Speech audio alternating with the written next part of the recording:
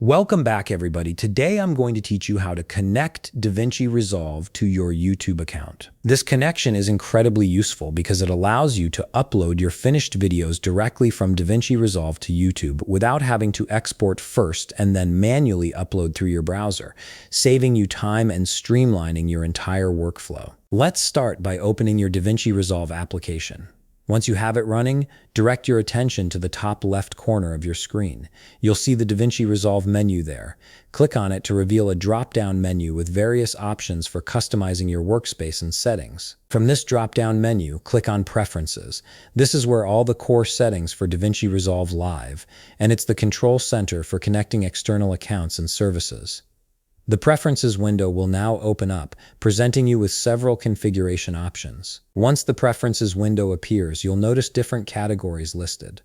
Click on System. This section handles all the technical settings related to how DaVinci Resolve operates and interacts with other applications and services on your computer. Now, on the left side of the System Preferences, you'll see a list of subcategories.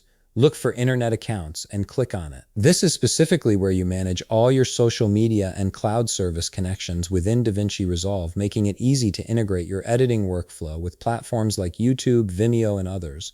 In the Internet Accounts section, you'll see a list of supported platforms. Find YouTube in this list and click Sign In next to it. This initiates the authentication process that will link your YouTube account with DaVinci Resolve.